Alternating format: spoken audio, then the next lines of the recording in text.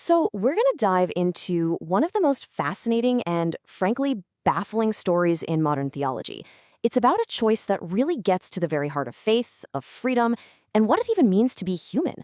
Why on earth did the greatest theologian of his time choose a prison for his pulpit? I mean, that sounds like the beginning of a movie, doesn't it? But look, this is no exaggeration.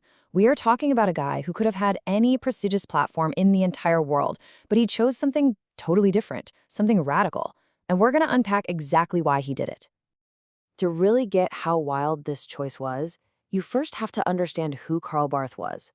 He wasn't just some stuffy academic. His work completely turned Protestant theology on its head, influencing philosophy, ethics, you name it. To put it simply, the man was an absolute giant in his field. So you have this insane contrast. On one side, you've got the world that was basically begging for him, fancy universities, massive cathedrals. And on the other side, you've got the world he actually chose. And this wasn't some side gig or a weekend charity thing. His main focus was delivering his sermons to the inmates of Basel prison. Yeah, that's the big question, isn't it? It wasn't for publicity, and it wasn't some kind of pity trip.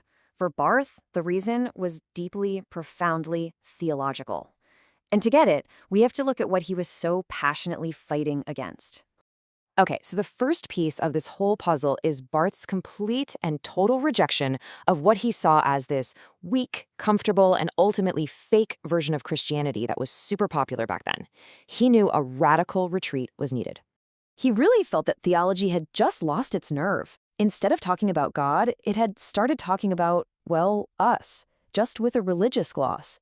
He argued that trying to find God through our own culture, our own morality, or our scientific progress was a complete and total dead end. Just think about this list for a second.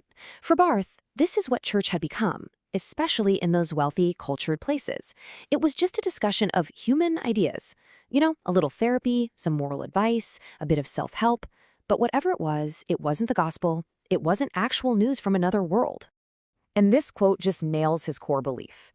He brought back this idea of the infinite qualitative distinction between God and us. See, God isn't just a better, smarter version of a human. God is wholly, completely other. You can't just build a ladder to heaven out of your own good ideas or feelings. So, if we can't reach God through our own efforts, then what's our actual situation? Well, Barth's diagnosis was pretty intense, and it's the absolute key to understanding why he packed his bags for the prison. And right here, this is the heart of his entire worldview. For Barth, that literal prison in Basel, that wasn't the real prison. It was just a perfect physical symbol for a universal truth. We are all captives, every single one of us. And the bars of this universal prison, they aren't made of steel.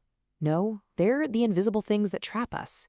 You know, the constant pressure to succeed, the anxieties that gnaw at us, and especially the illusion that we are in total control of our lives. For Barth, sin wasn't just about breaking a few rules. It's this fundamental state of being unfree.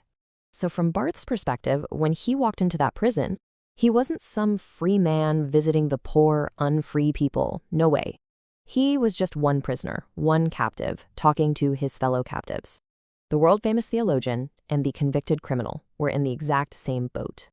Okay, so if we're all in prison, what's the solution? This is where Barth's theology it explodes. The gospel isn't a rule book on how to decorate your cell, it's a full-on prison break. First off, let's be crystal clear about what it isn't. It's not advice. It's not a list of tips on how to be a better person or a better citizen or even a better prisoner. All that is just rearranging the furniture inside the dungeon. Instead, the gospel is an event. It's something that happens to you. He calls it a death-dealing adventure because it kills the old self, the self that was trapped by its own ambitions and believed it was running the show. So the message isn't, hey, try a little harder to get out. The message is that the doors have already been blown clean off their hinges. Deliverance isn't some future goal you have to strive for. It's an accomplished fact. It's already done. I absolutely love this phrase, divine rock and roll. It captures the energy just perfectly. This isn't some gentle, quiet lullaby. It's loud, disruptive, world-shaking news. It's the shocking announcement of freedom, like a blast of grace that just shatters the silence of the prison. And this brings us full circle. Once you understand Barth's theology, you suddenly realize the prison wasn't a weird choice for him at all. It was the only pulpit that truly made any sense. And this is where you see Barth's genius. See, in a fancy university hall, he would have had to spend the first hour just trying to convince his audience that they were unfree. But the men in Basel prison, they already knew it. They felt that metaphor in their bones every single day. So his message basically boiled down to this. Look, I'm not here to give you tips on how to cope with your sentence. I'm here to announce that through Christ, your real sentence, the one that holds all of humanity captive, has already been served. For Barth, the cross isn't just something that happened 2,000 years ago. It's the moment that changes reality itself. It's a crisis for all our human ways of trying to save ourselves. It's not a suggestion. It's a done deal. The only question left is whether we'll actually recognize it and walk out of the open door. And that's really why this story still matters so much today. Barth preached to men behind actual iron bars. But his message forces us to ask ourselves, what are our prisons? Is it ambition, fear, the need to be in control? What would it mean to really hear that, in fact, the door to that prison is already wide open?